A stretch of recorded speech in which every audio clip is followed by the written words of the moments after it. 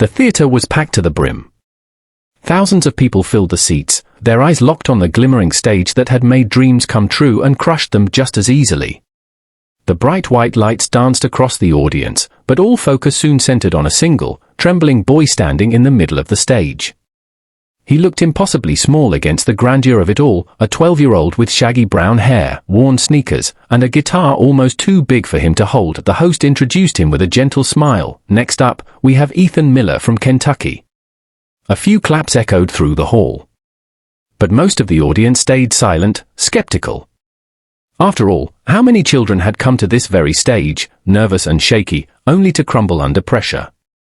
The boy's hands quivered slightly as he adjusted the microphone. One of the judges, a sharp-tongued woman named Diana, known for her blunt honesty, leaned forward. "You look nervous, sweetheart," she said, her voice both curious and kind. "What will you be performing tonight?" Ethan swallowed hard. "I'll be singing an original song," he whispered. "It's called For You, Mom." The room fell silent. A few eyebrows lifted. Original songs rarely went well for contestants this young. But something in his tone, the raw sincerity, the almost fragile courage, held them still. Diana smiled faintly. "Whenever you're ready." Ethan nodded, closed his eyes, and took a deep breath. The first soft strum of his guitar echoed like a heartbeat through the hall. Then, his voice rose, small, trembling, yet filled with something achingly pure. "You told me dreams don't come easy, but you held my hand through the storm. You gave me warmth when nights were freezing. You kept me safe, kept me warm." His words painted a picture so real, so tender, that even the restless crowd began to quiet. The notes wavered with emotion, and when his voice cracked on the word Mom, something in the air shifted. Diana's pen stopped moving. Another judge, Marcus, leaned back, his jaw tightening as if trying to hold back a memory. Ethan continued, his voice growing steadier as tears welled in his eyes. "When the world walked away, you stayed. When I broke, you prayed. You told me music could heal a heart. So tonight, this song's your part." By the time he reached the chorus, no one was breathing. Every word vibrated with love, loss, and gratitude. It wasn't a perfect performance, his notes weren't always on pitch, but the truth behind his voice was undeniable. When the final chord faded, Ethan opened his eyes. His vision blurred from tears, and he saw the impossible. The entire audience was on its feet. The applause thundered through the hall like a storm breaking. The judges, too, were standing. Diana had tears streaming down her cheeks. She pressed her hand to her mouth, speechless. Marcus, the toughest of the panel, whispered into his mic, that was beautiful." Ethan blinked, confused. "Oh, really?" Diana managed to speak, her voice breaking. "Sweetheart, who's your mom?" Ethan looked down, gripping his guitar tighter. She passed away 2 years ago. Cancer." The crowd went utterly silent again. "She always wanted me to sing on a big stage. She said if I ever got scared, I should just imagine she's sitting in the front row, smiling at me." A hush swept over the hall. Even the cameras seemed to pause. The boy's honesty was disarming. Then Diana stepped out from behind the judges' table. The audience gasped. Judges never left their seats during performances. She walked toward the stage, tears glistening, and climbed the steps slowly. When she reached Ethan, she dropped to her knees before him. "Your mom is watching, Ethan," she whispered, voice trembling. "And she's so proud of you." The crowd erupted again. Some cried openly. Others just held their chests, as though trying to stop their hearts from breaking. Ethan's lower lip quivered, and for a moment, he couldn't find words. Diana opened her arms. Without hesitation, the boy set down his guitar and fell into her embrace. Cameras flashed everywhere, but no one cared. The world was witnessing something real, something pure. That night, Ethan's performance went viral. Within hours, millions of people across the globe watched the clip titled "Boy's Performance Brings Judges to Their Knees." Comments flooded social media, people sharing their own stories of love, loss, and the power of music. But what no one knew was that the story didn't end there. After the show, Diana found Ethan sitting quietly backstage, still clutching his guitar. She sat beside him, her heels clicking softly on the floor. "You were incredible out there," she said gently. Ethan smiled faintly. "Thank you. I was really nervous." She tilted her head. "You said that song was for your mom. Did she teach you music?" He nodded. "She used to sing every night before I went to sleep. When she got sick, her voice started to fade, but she'd still hum. I promised her that one day, I'd sing loud enough for both of us."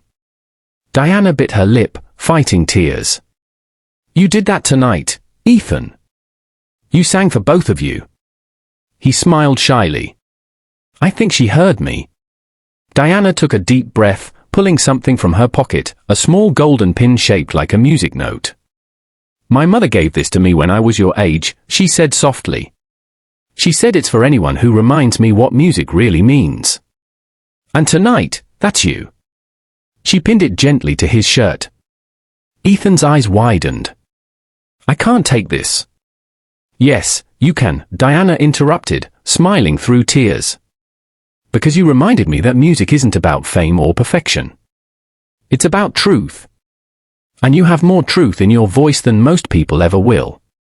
Ethan hugged her again, the pin glinting under the lights.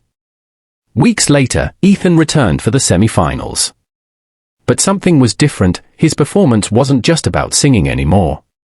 He had received thousands of letters. From people around the world, some from mothers who had lost their children, others from children who missed their parents. He decided to dedicate his next song not just to his mom, but to everyone who had ever lost someone they loved. That night, when he stepped back onto the stage, the energy was electric. He began with a gentle whisper, his voice trembling as he sang. "For the ones who are gone. You're still my song." Images appeared on the big screen, photographs submitted by fans, smiling faces of lost loved ones. The entire theater turned into a sanctuary of remembrance. People in the audience sobbed openly. The judges were speechless again, overwhelmed by the compassion of a child too young to understand the magnitude of what he was doing, yet wise enough to feel it. When he finished, there was no hesitation this time. Diana slammed the golden buzzer. Gold confetti poured from the ceiling, and Ethan fell to his knees in disbelief. The crowd chanted his name as Diana shouted through tears, "You reminded us all what it means to love, to remember, to feel." The world watched, and once again, the clip broke records. But to Ethan, none of that mattered. When he looked up at the falling gold around him, he whispered quietly, "That's for you, Mom." Months later, Ethan stood in the finale. But this time, he didn't come alone. He brought with him a small children's choir, kids who had lost their parents, too. Together, they performed his mother's favorite song, "You Raise Me Up." Their voices blended in perfect harmony, each note carrying a story of pain, love, and hope. Halfway through the performance, the choir stopped singing, and Ethan sang the final verse alone. His voice cracked, but it didn't matter. The beauty of it was in the imperfection. As the last note lingered, the crowd rose as one. The judges were crying, not soft, polite tears, but real sobs. The camera caught Marcus wiping his eyes and whispering, this is what art is for." When the results were announced later that night, Ethan didn't win the show. Another performer took the trophy. But it didn't matter. Because Ethan's story had already changed lives. After the finale, thousands of people donated to cancer charities in his mother's name. Letters continued to pour in. Music schools offered him scholarships. And one message, in particular, stood out from a man in California who wrote, "My daughter passed away last year. I haven't touched my guitar since. But after hearing your song, I picked it up again. Thank you, Ethan." That was when Ethan realized something profound: music can heal not just those who listen, but those who create it. Years later, Ethan stood on a different stage, not as a contestant, but as a mentor. He was 20 now, taller, stronger, but still carried the same quiet humility. His first student was a little girl named Lila, who had lost her father in an accident. One afternoon, as she struggled to find her courage, Ethan knelt beside her and said softly, "You know, the first time I sang on stage, I was scared too. But I learned something important that day. The audience doesn't need perfect notes, they need your heart." She nodded slowly. "You mean, like your mom?" Ethan smiled. "Exactly. Like my mom."